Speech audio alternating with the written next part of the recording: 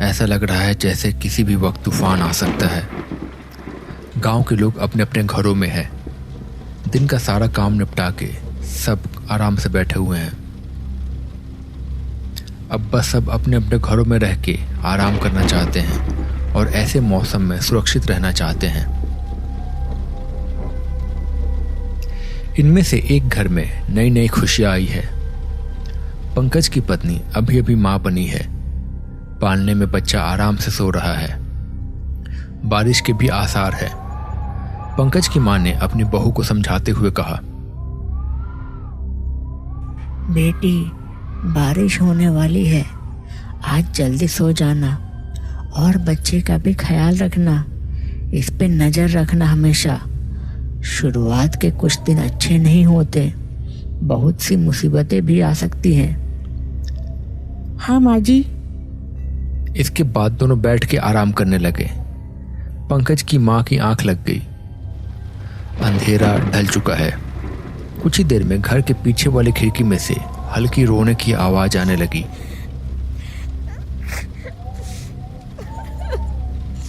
रेखा ने पहले तो नजरअंदाज कर दिया बात को, पर जब आवाज तेज आने लगी तो उससे रहा नहीं गया। वो उस खिड़की के पास गई। उसने देखा कि सामने एक औरत खड़ी है। उसका चेहरा किसी कपड़े से ढका हुआ है और अंधेरे में खड़ी होकर वो वहीं पे रो रही है। रेखा ने फिर उससे पूछा, क्या हुआ? कौन हो तुम और यहाँ क्या कर रही हो? रो क्यों रही हो? वो औरत फिर भी रोते रही। अरे बताओ भी, कौन हो तुम? क्या चाहिए?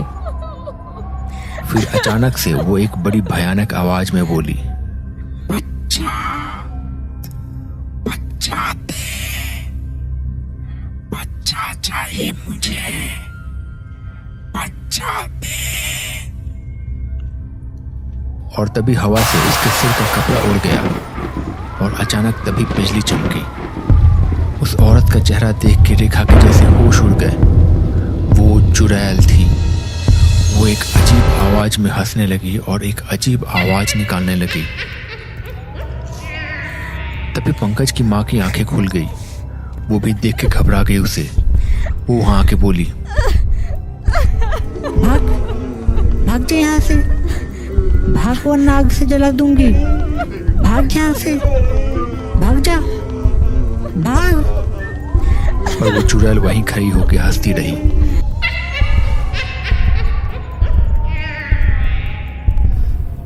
बच्चा दे, मुझे बच्चा दे।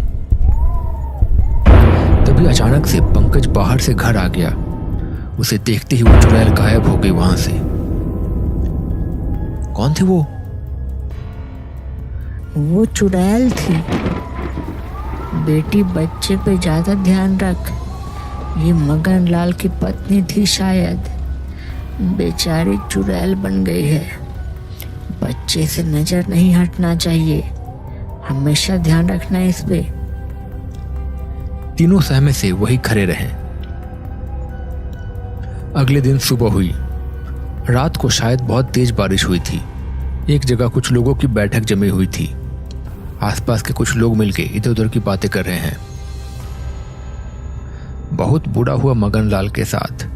बेचारे की पत्नी भी नहीं बची और बच्चा भी मरा हुआ ही पैदा हुआ। न जाने क्या बीत रही होगी उस पे।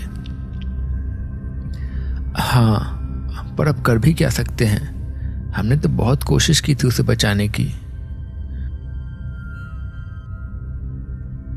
वो सब तो ठीक है, लेकिन अब उससे ज्यादा बड़ी मुसीबत हमारे सामने है। मैंने सुना है कि वो चुड़ैल बन गई है।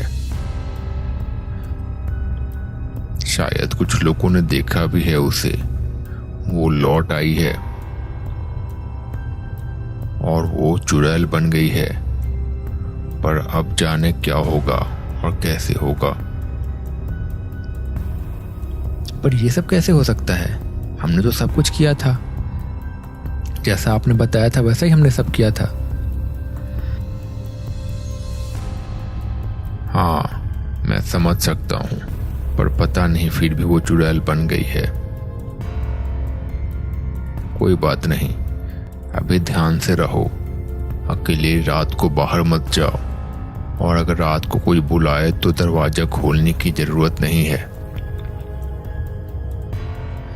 उसी दिन शाम को हरिया और विकास दूसरे गांव से अपने गांव की ओर लौट रहे थे। हल्का अंधेरा हो चुका था। रास्ते के दोनों ओर पेड़ थे। गांव अभी कुछ दूर पे था। तभी बारिश होने लगी थी।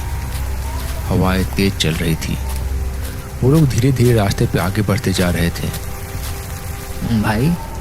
भाई एक अजीब सी बेचैनी सी हो रही है इस रास्ते पे।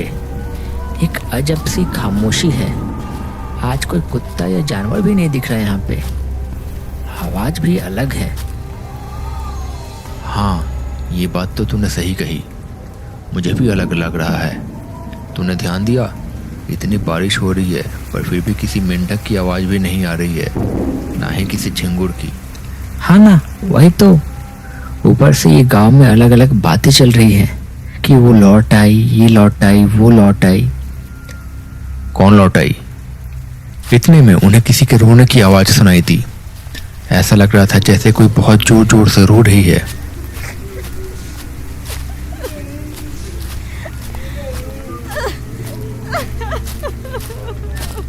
बारिश तेज होने लगी। अचानक विकास को लगा जैसे आगे कोई खड़ा है। उसने आगे की ओर टॉर्च किया तो उसने देखा कि सामने एक औरत खड़ी है। उसकी पीठ उनकी ओर थी और अजीब सी आवाज में वो रोए जा रही है। कौन है वहां? कौन हो तुम? रोने की आवाज बढ़ गई। उसने उनकी ओर अपना सिर घुमा लिया। अचानक उसका चेहरा देख के दोनों के होश उड़ गए। उनका दिल इतने जोर जोर से धड़कने लगा जैसे सीने से बाहर आ जाएगा। सामने वही चुड़ैल खड़ी थी। उसने उनकी ओर हाथ बढ़ाया और एक बड़ी भयानक आवाज में उसने कहा, मुझे मेरा बच्चा लौटा दो, मुझे मेरा बच्चा लौटा दो। वो दोनों घबरा के पीछे मुड़े और मुड़ के भागने की कोशिश करने लगे। जैसे ही वो पीछे मुड़े, वो चुड़ैल उनके ठीक सामने खड़ी थी। उसने फिर से उसी भयानक आवाज में कहा, मुझे मेरा बच्चा लौटा दो, मुझे मेरा बच्चा चाहिए, मुझे मेरा बच्चा लौटा दो, वरना मैं किसी को भी नहीं छोड़ूंगी। और एक जोर की चीख गूंज पड़ी। वो दोनों फिर जैसे तैसे हड़बड़ाते हुए वहां से बाहर भाग निकले और जैसे तैसे गांव पहुंचे। उस रात को वो लोग अपने अपने घर में जाके सो गए। अगले दिन सुबह फिर से बैठक लगी। गांव के लोग वहां मौजूद थे।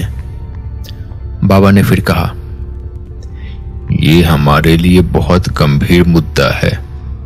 इतना कुछ करने के बाद भी वो लौट कैसे आई? पर जैसा कि तुमने कहा कि वो बोल रही है कि उसे उसका बच्चा चाहिए, पर हमने तो उसके बच्चे को भी ठीक से दफनाया था। क्या उसका बच्चा मुक्त नहीं हुआ? वो लोग अभी बात कर ही रहे थे कि गांव का ब्रिज वहां आया और उसने कहा, बाबा जल्दी चलिए, एक बहुत दुखद घटना घटी है। गांव की जो दाई है ना, उसे किसी ने बहुत ही बेरहमी से मार डाला है। वो लोग जल्दी से दाई के घर पहुंचे। वहां पे जाके उन्होंने देखा कि दाई जमीन पे गिरी हुई थी। किसी ने उसकी दोनों आंखें फोड़ दी थी और हाथ पैर तोड़ दिए थे।